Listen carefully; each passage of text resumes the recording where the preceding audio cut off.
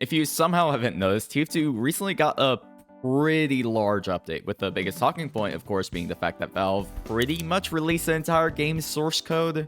This has insane repercussions, of course, and I want to make a video on that in the future, but there's something else I want to talk about with this update. And that's the fact that you can pretty much play God and stalk people now. In the latest update, Valve, quote-unquote, added support for Steam networking. Like you, I completely skipped past this patch note. But actually, this is a huge deal. When creating a private LAN server, you can choose to enable Steam networking, which means others can join you. I'm sure the intent of this by Valve was to make server hosting easier. You don't have to go out, make your own server, buy a server, anything like that.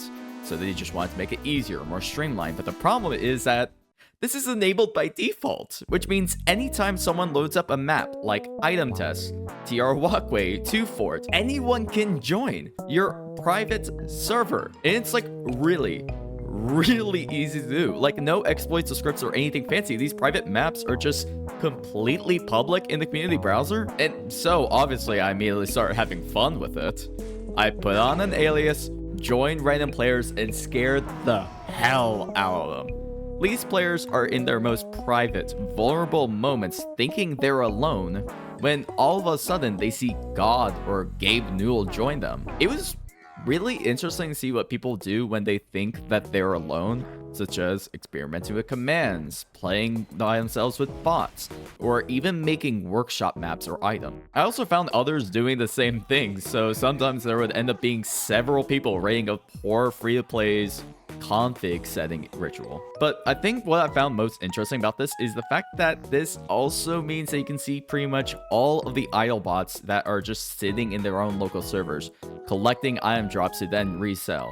Zesty Jesus made a huge deep dive into the nature of idle bots, so I'm not going to get into it, but this is an insane revelation to be able to publicly see these trade bots that just sit in the game, farming items to just then resell. And it's, again, really easy to identify them, as weirdly enough, almost all of them just sit in Spectator in Metalworks. Not sure why that map. It's an okay map, I guess. I'm also not sure if this is what Valve really intended when they updated the game to add network support. I appreciate the thought of trying to make server hosting a lot easier, but being able to just freely join people's private servers is frankly weird, and also I think could be dangerous, especially if that player has SV cheats enabled. That being said, there are ways to safeguard this. Methods such as adding a password to your server, simply unchecking the network option when you load up a map, or typing in SV_land1 before you load up a map,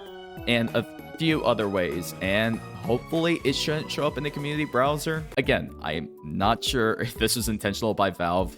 Hopefully they know that Steam networking is enabled by default. We'll see if they patch it out. I have no idea. But for now, this is really damn funny to just be able to join someone's TR walkway. Yeah, have fun with this, be safe, and get out of here, I guess.